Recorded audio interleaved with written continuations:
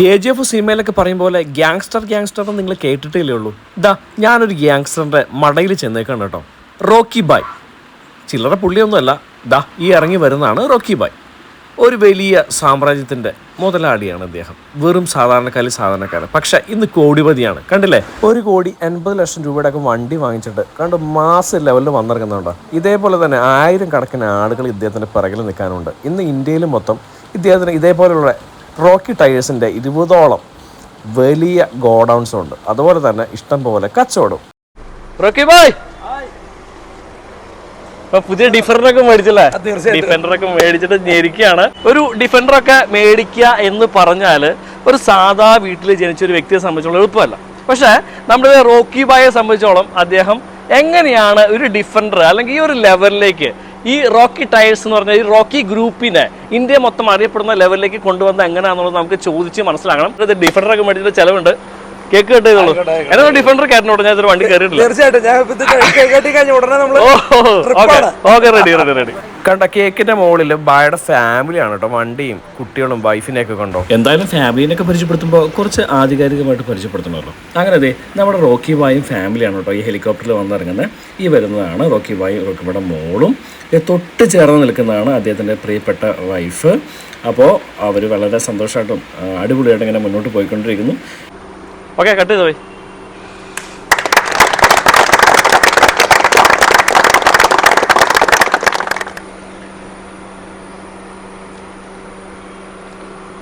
ശരിക്കും എനിക്കല്ല വെച്ചിട്ട് ഞാൻ നിങ്ങൾക്ക് അങ്ങോട്ട് വെച്ചിട്ടുണ്ട്.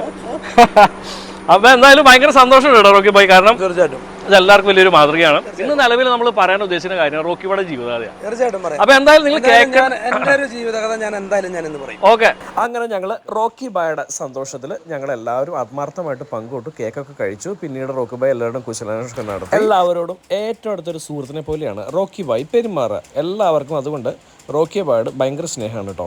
കാരണം ഈ കൂട്ടത്തിൽ സുഹൃത്തുക്കളുണ്ട്, അദ്ദേഹത്തിന് പണിക്കാരുണ്ട്, ഇത്രയൊന്നുമല്ല ഒത്തിരി ആളുകളുണ്ട്. ഇതിനിടയിൽ ഞങ്ങളങ്ങനെ ഡിഫൻഡറിൽ കയറി പയ്യെ പോകാനുള്ളൊരു പരിപാടിയിലാണ്.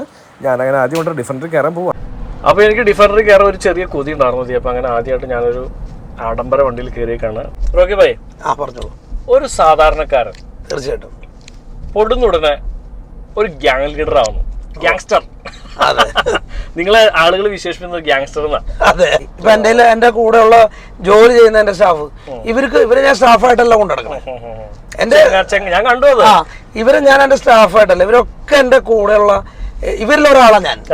അല്ലാതെ ഞാനൊരു മുതലാളി തൊഴിലാളി ബന്ധമല്ല. പെട്ടവൻ, വലിയ വിദ്യാഭ്യാസം ഇല്ല, ഒരു സാധാരണക്കാരിൽ താഴെ.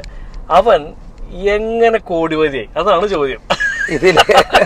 ഇതിലെന്താ ഹാർഡ് വർക്കും ചങ്കൂറ്റം മാത്രം. 100% ചങ്കൂറ്റം മാത്രത്തിൽ മുന്നോട്ട് പോയവനാണ്. അത് എനിക്ക് ഓർമ്മ വെച്ച കാലം മുതൽ കൊടിയ ദാരിദ്ര്യം തന്നെയായിരുന്നു. ദാരിദ്ര്യം എന്ന് പറഞ്ഞാൽ നമുക്ക് പറയാലോ, പഴയ കാലത്തൊക്കെ പറയണ മാതിരി 1 കിലോ അരി വാങ്ങിയിട്ട് വേണം ഒരു 4 ദിവസം നടത്തി പോകാൻ ഒരു അവസ്ഥ. അതായത് ഒരു നേരത്തെ ഭക്ഷണം, ഇന്നത്തെ മാതിരി പോഷക ഭക്ഷണമൊന്നും ഇല്ല. അന്ന് നമുക്ക് ഒരു 1 കിലോ അരി വെച്ചിട്ട് വേണം ഞങ്ങൾ 5-6 പേര് 8 പേര് എന്റെ കുടുംബം മൊത്തം കഴിഞ്ഞു പോണെങ്കിൽ. ആ 1 കിലോ അരി ചിലപ്പോൾ 2 ദിവസം കൊണ്ടു നടക്കേണ്ടി വരും. അത്രയും ദാരിദ്ര്യം നിറഞ്ഞൊരു കാലഘട്ടം. ചോർന്നൊലിക്കുന്ന വീടും അതില് നമുക്ക് കഴിഞ്ഞുകൂടാൻ പറ്റാത്ത അവസ്ഥയും. കാരണം മോളിക്കൊക്കെ ആകാശം കാണാം ഇങ്ങനെ കിടക്കുമ്പോൾ. മഴ വരുമ്പോ ഞങ്ങൾ എല്ലാവരും കൂടെ ഒരുമിച്ച് എവിടെ ചോരാത്ത സ്ഥലത്ത് പോയിരിക്കും. അങ്ങനെ കഴിച്ചു കൂട്ടിയൊരു കാലഘട്ടം. ദാരിദ്ര്യം എന്ന് പറഞ്ഞാൽ ഇതിൽ പരം പറയാനില്ല. അത്ര ദാരിദ്ര്യമായിരുന്നു. അന്ന് കയറിയ ഒരു വാശിയായിരുന്നു. പണം ഉണ്ടാക്കണം എന്ന് പറഞ്ഞു കഴിഞ്ഞാൽ വെറുതെ പണം ആരും തരില്ല. കോടീശ്വരനാണോ. ഞാൻ അത്രയും ജീവിതങ്ങൾ ഞാൻ ഇന്ത്യയിൽ മുഴുവൻ കറങ്ങി എല്ലാം കണ്ട്. ഞാൻ ആ കാലഘട്ടത്തില് പറയാമല്ലോ, ഞാൻ നിങ്ങൾ പറഞ്ഞ പോക്കിരി ഇതൊക്കെ ശരിയാണെന്നു. ഇതൊന്നും ഞാൻ തിരുത്തി പറയില്ല, എന്റെ ഹിസ്റ്ററിയിൽ ഉണ്ടുള്ളതാ. പക്ഷെ എന്ന് പറഞ്ഞാൽ ഞാൻ ആ പട്ടം ചൂടി നടക്കാൻ ആഗ്രഹിക്കുന്നില്ല. ഞാൻ 2012 മുതൽ ബിസിനസ് കയറിയാളാണ്. അതുവരെ പോക്കിരി ഒരു ചോരത്തിളപ്പിൽ നടക്കണ്ട ചെയ്യാനൊക്കെ ഉള്ള ഒരു ചെറുപ്പത്തിന്റെ വീറും വാശിയും. ആ ഒരു അവസ്ഥയില് നമ്മളെ പോയിട്ട് നമ്മളെ ഉപയോഗം ചെയ്തവരുണ്ട്. അങ്ങനെ നമ്മൾ ജീവിച്ച ഒരു കാലഘട്ടം ഉണ്ട് പണം ഉണ്ടാക്കാൻ വേണ്ടി. പക്ഷെ പണം ഉണ്ടാക്കാൻ വേണ്ടി പോയെങ്കിലും നമ്മള് നീതി നെറിവ് ഇതൊന്നും കിട്ടും നമ്മൾ ചെയ്തിട്ടില്ല. എന്നാലും ഒരു 10 വർഷം കൊണ്ട് നിങ്ങളുടെ ജീവിതത്തിൽ ഒരുപാട് മാറ്റം. അതാണ് അതിശയിക്കുന്ന ഉയർച്ച എന്ന് പറഞ്ഞാൽ എന്റെ ഹാർഡ് വർക്കാണ്, എന്റെ ചങ്കുറ്റം. അതന്നെ ഞാൻ പറഞ്ഞത്. ഞാൻ നോർത്തില്, അതായത് ഇവിടെ നിന്ന് എനിക്ക് തോന്നുന്നത് 2012 എനിക്ക് ടയറിനെ കുറിച്ച് കുറച്ചെങ്കിലും അറിയായിരുന്നു. ഞാൻ നോർത്ത് സൈഡിലേക്ക് പോകുന്ന സമയത്ത് ഇതാണ് ഇവിടെ നിന്നാണ് ടിസ്റ്റ് തുടങ്ങുന്നത്. ഞാൻ എന്റെ കയ്യിൽ ഒന്നുമില്ല, വട്ടപൂജ്യത്തിൽ നിന്നുകൊണ്ടൊരു ബിസിനസ് ചെയ്യാന്ന് പറഞ്ഞാൽ ചിലപ്പോ കാണുന്നവർക്ക് തോന്നാം വട്ടപൂജ്യത്തിൽ എങ്ങനെയാണ്, ഒന്നുമില്ലായ്മയിൽ നിന്ന്, അതായത് 100 രൂപ പോലും എടുക്കാനില്ലായ്മയിൽ നിന്നാണ് ഞാൻ സ്റ്റാർട്ട് ചെയ്ത ബിസിനസ്. അന്ന് തമിഴ്നാട്ടിൽ പോയി കുറച്ച് ടയറിന്റെ പിന്നാലെ, ടയറിനെ കുറിച്ച് അറിയാം, അറിയുന്ന ഒരു 10,000 5,000 ഒക്കെ അവിടെ നിന്ന് ഇവിടെ നിന്നൊക്കെ ആയിട്ട് വാങ്ങി ആദ്യം പോണതാണ്. തൂള് കൂട്ടി. പക്ഷെ ഇതിൽ നിന്നൊന്നും വലുതാവണമെന്നില്ലാന്ന്. അവിടെ നിന്നല്ല എന്റെ ടിസ്റ്റ് തുടങ്ങുന്നത്. നമ്മൾ വരുന്ന കുറച്ച് ടയർ കൊണ്ടുവരുന്ന കച്ചവടം ചെയ്യുന്നു. പക്ഷെ അതിൽ നിന്ന് എങ്ങും എത്തിയിരുന്നില്ല. പിന്നീട് അങ്ങോട്ട് നമ്മള് വാശി മാത്രമായിരുന്നു ജീവിതത്തില്, ജീവിക്കണം. അയ്യോ എന്റെ അമ്മ തോൽപ്പിക്കാൻ അന്നും ഇന്നും നോക്കിക്കൊണ്ടിരിക്കല്ലേ, അന്നും ഇന്നും തോൽപ്പിക്കാൻ അങ്ങനെയൊന്നും തോക്കൂല.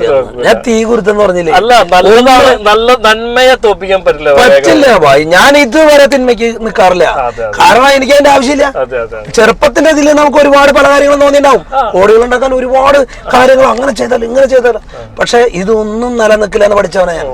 ജീവിതത്തില് എത്ര മറ്റു വഴിക്ക് പോയി നമ്മൾ പണം ഉണ്ടാക്കാൻ നോക്കിയാൽ പണം നിലനിൽക്കില്ല. അതിന്റെ ഏറ്റവും വലിയ ഉദാഹരണം ഒരിക്കലും നിൽക്കില്ല. കാരണം അത് നമുക്ക് അർഹതപ്പെട്ട പണമല്ല, ആ പണം നിലനിൽക്കില്ല. പക്ഷെ ഞാൻ അവിടെ നിന്ന് എടുത്തൊരു തീരുമാനമുണ്ട്, ഏത് വിജയിച്ച് കയറണം, എന്നാലേ തിരിച്ചു വരൂ. ഞാൻ എന്റെ കുടുംബത്തിലും പറഞ്ഞതാ. അങ്ങനെ ഞാൻ പോകുമ്പോ പറയാം, നോർത്ത് സൈഡിലൊക്കെ പോണ സമയത്ത് നമ്മുടെ ഒന്നുമില്ലല്ലോ. ഇവിടുന്ന് ട്രെയിൻ കയറിയോ ബസ്സിനോ പോയി കഴിഞ്ഞാൽ അവിടെ ചെന്നിറങ്ങി അവിടെ നമ്മള് മാർവാടീസ്, അതായത് സേട്ടുമാരുടെ ഒരു ലോകാണ് ബിസിനസ്.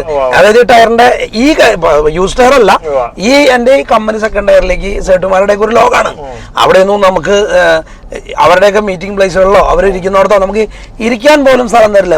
അവര് വലിയ വൺ സേട്ടുമാരെന്നുള്ള ബേസിലായിരിക്കും. നമുക്ക് അവിടെ അടുത്തേക്ക് പോലും പോകാൻ പറ്റില്ല.